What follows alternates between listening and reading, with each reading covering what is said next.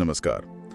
आज हम एक बहुत ही दिलचस्प प्राचीन बौद्ध कथा पर बात करने वाले हैं। हाँ, ये कहानी है राजा प्रसेनजीत के एक अजीब से सपने की और कैसे भगवान बुद्ध ने उसका मतलब समझाया था। हमारे पास जो जानकारी है वो बूढ़ी पीढ़ी पर युवाओं का शासन नाम के एक लेख से ली गई है। हाँ, तो कोशिश रहेगी कि इस सपने के पीछे छिपे गहरे अर्थ और आज के समय में इसके क्या मायने हैं उसको समझ सकें। बिल्कुल बिल्कुल। तो शुरुआत करते हैं उस सपने से। राजा ने देखा कि छोटी मतलब बिल्कुल नई नवेली गायें हैं, वो हल खींच रही हैं। हाँ, और बूढ़े एकदम थके हुए से सांड वो पीछे पीछे खींचे जा रहे हैं। जरा सोचिए कितना अजीब लगा होगा उन्हें। बहुत अजीब। मतलब प्रकृति का नियम ही जैसे पलट गया हो। हाँ, बिल्कुल उल्टा। और राजा इससे परेशान हो गए। ये सोचने वाली बात है ना। बिल्कुल। और यहीं पर भगवान बुद्ध की जो व्याख्या है वो बहुत अहम हो जाती है। अच्छा। जब राजा ने ये सपना बुद्ध को सुनाया तो उन्होंने कहा कि ये सपना असल में भविष्य की एक झलक है। भविष्य की? हाँ, एक ऐसा समय आएगा जब समाज में अनुभव और बड़ों के प्रति जो सम्मान होता है वो कम हो जाएगा।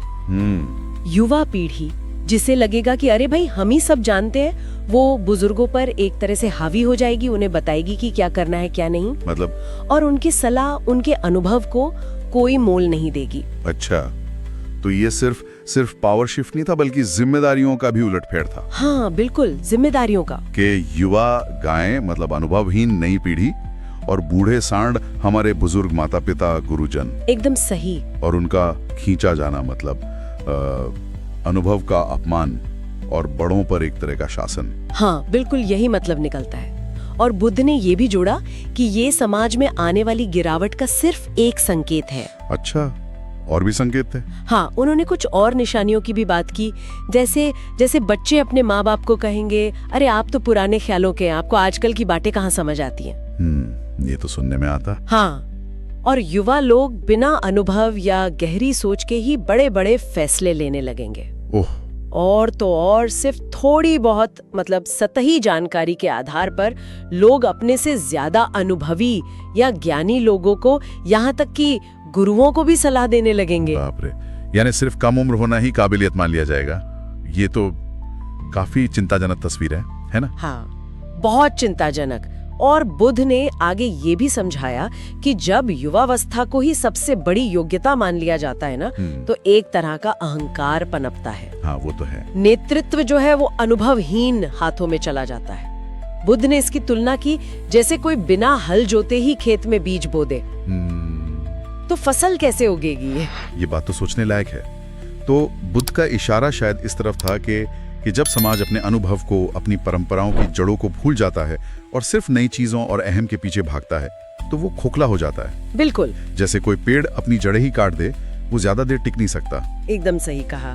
और अगर हम आज के समय में देखें तो ये सपना कई मायनों में सच होता दिख रहा है ना? हाँ, लगता तो है। अक्सर सुनने में आता है कि बुजुर्गों को आउटडेटेड या पुराने ख्यालों वाला कहकर उनकी बातों को नजरअंदाज कर दिया जाता है। हाँ, होता है। कई बार बच्चे अपने माता पिता की देखभाल की जिम्मेदारी समझने की बजाय उल्टा उन पर अपनी इच्छाओं का दबाव बनाते हैं। हाँ, ये भी देखता है। जैसे करियर चुनना हो या शादी का फैसला, कई युवा सोचते हैं कि भाई इंटरनेट पर सारी जानकारी मिल जाती है, बड़ों से क्या पूछना। वही, उनका अनुभव जैसे मायने ही नहीं रखता। वही बात है। देखिए, नई सोच, नई तकनीक, ये सब अपनी जगह जरूरी है, बिल्कुल।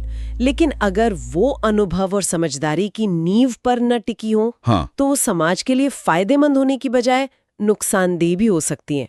जानकारी होना एक बात है और उस जानकारी को सही ढंग से इस्तेमाल करने की समझ वो बिल्कुल दूसरी बात है। बुद्ध शायद इसी असंतुलन की ओर इशारा कर रहे थे। तो अगर हम इसे धम्म के नजरिए से देखें तो क्या मुख्य बातें निकल कर आती हैं?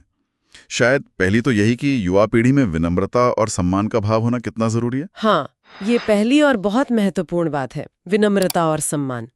दूसरी, जैसा मैंने पहले कहा, अनुभवहीन लोगों को नेतृत्व सौंपना वो खतरनाक हो सकता है। ये समाज की नींव को ही कमजोर करता है। सही। और तीसरी बात, धम्म के मार्ग पर चलने के लिए अनुशासन, परंपरा का सम्मान और बुजुर्गों का मार्गदर्शन ये बहुत महत्वपूर्ण है।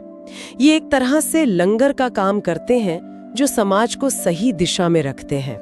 सही कहा। तो कुल मिलाकर इस सपना सिर्फ ताकत के उलटफेर की कहानी नहीं है, नहीं, ये अपने कर्तव्यों को भूल जाने की, उनकी विफलता की कहानी है। बिल्कुल। जब युवा रास्ता दिखाने वालों की जगह हुक्म चलाने वाले बन जाएं और बुजुर्ग सम्मान पाने की जगह उपेक्षा झेलें, तो समाज का जो नैतिक और पारिवारिक तनाबाना है वो बिखरने लगता है। हाँ, वो धागे कमजोर पड़ जाते हैं और यह हमें एक गहरे सवाल पर लाकर छोड़ता है क्या?